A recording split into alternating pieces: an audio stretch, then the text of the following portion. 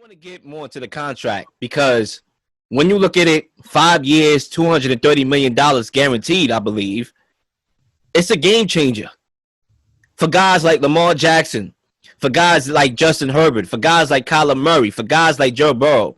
Now I think it's going to alter the way how contracts, which we all know, negotiations is not an easy task.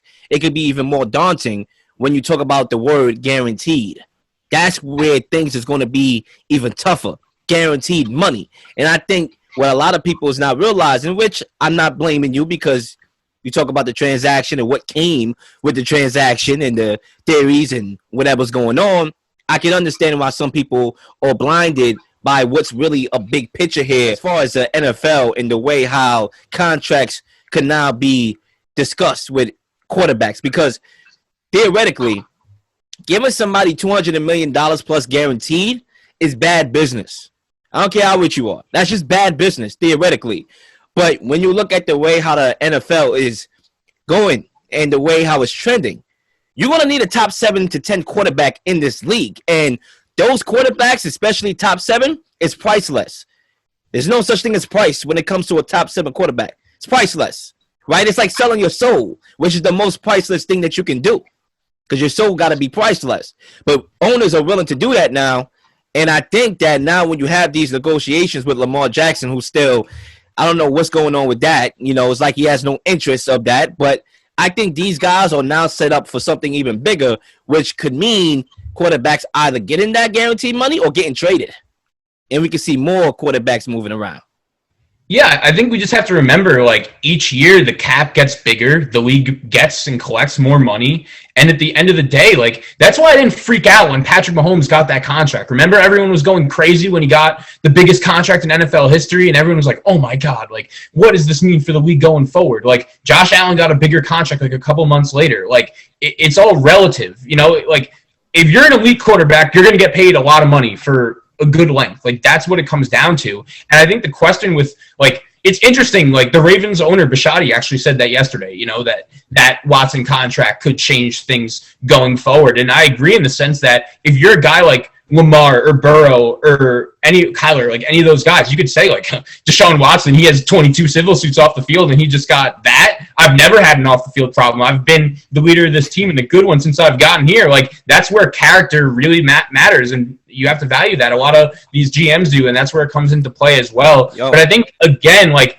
that's where what I, like, what the Browns did, like, I find that really interesting. Like, the Carolina Panthers could have easily gotten Deshaun Watson, you know? Like, their owner literally bought the team for $2 billion in cash, but he was like, you know what? Like, it's just bad business to give this guy, like, all that guaranteed money, the most ever. Like, we'll pass. And I think it's interesting to see, like, all that trickle-down effect from there. You made one point, too, that stood out in your statement when you said character. Now, maybe character is a big thing now because of Deshaun Watson. I mean, it's always been really, like, when you're, think about it, when you're giving someone that amount of money, like, you have to basically make sure it's a sure thing. Like, you don't want them getting into trouble. Like, that's a lot of money. You're literally making them the face of your team. But even more so, they can use that as leverage now.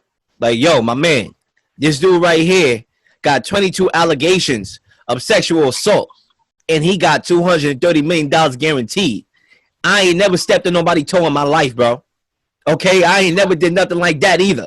Something as little as that, I ain't even did it. I've been a model citizen, and guess what? I'm good at football. Give me my money. I'm not taking nothing less. I think now quarterbacks had that type of leverage. And the one thing I say before I leave my take on this topic is when I'm looking at a possible suspension of Deshaun Watson, which could be anything. It could be 6 games. It could be 4 games. It could be longer. Who knows? It could be during the season. It could be before the season, after the season. I don't know when, but it's going to happen. And in that case, let's say he is suspended at any juncture of this upcoming season, which I assume he will be.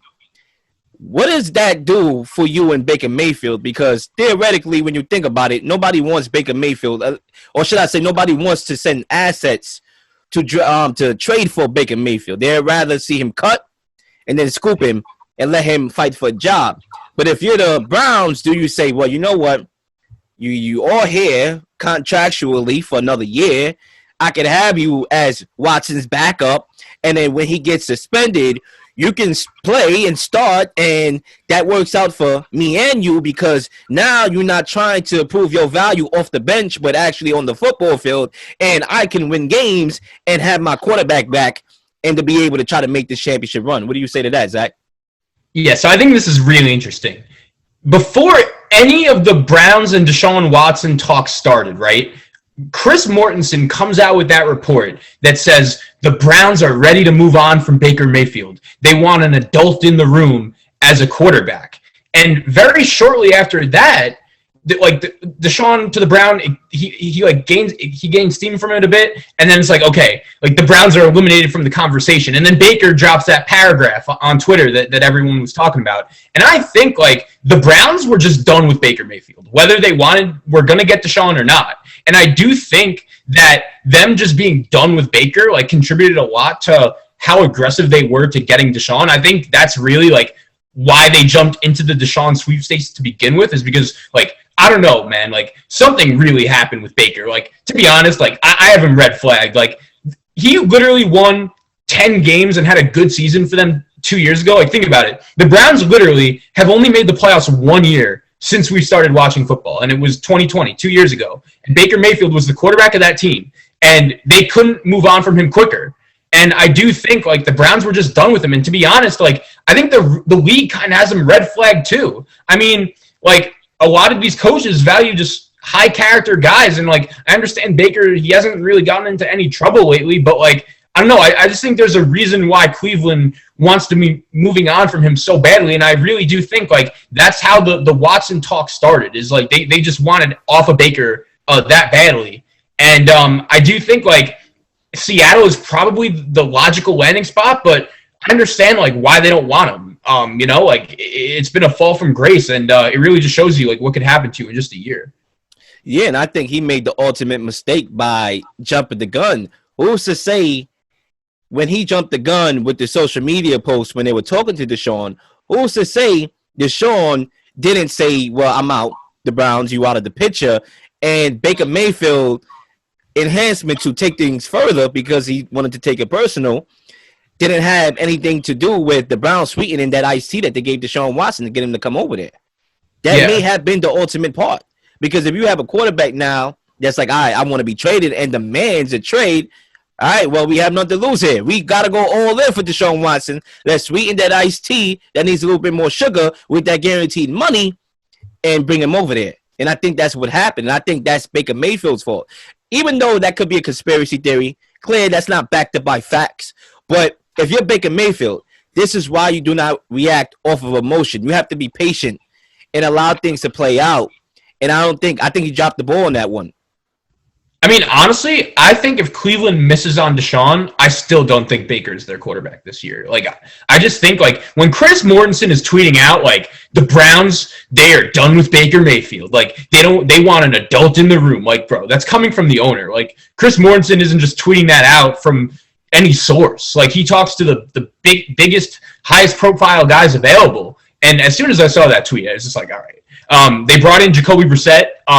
Watson's going to be suspended in probably 6 to 10 games, in my opinion. I think I wouldn't be surprised with any number between there. But I think the future for Baker is interesting. You know, a lot of these guys, Mitch Trubisky, Jameis Winston, have had to sit out a year to really regain that rep around the league. And for a former number 1 overall pick, man, like, it's just crazy how things have worked out. The other thing is, too, like, when he got hurt week 2, I think that has a lot to do with it. And I respect Baker for having that gamer attitude. I think he wants to win. But at the end of the day, like, I just don't think, like, his attitude, like, and off-the-field mindset has really translated well. And I think, once again, there's a reason why, like, teams don't really want him for that. But I do think, like, he just wanted to win, and clearly he wasn't healthy. And I really do think it's a fair question to ask. Like, if Baker would have just sat out for the rest of the season, like, he would be in a much better position now compared to the way he played down the stretch.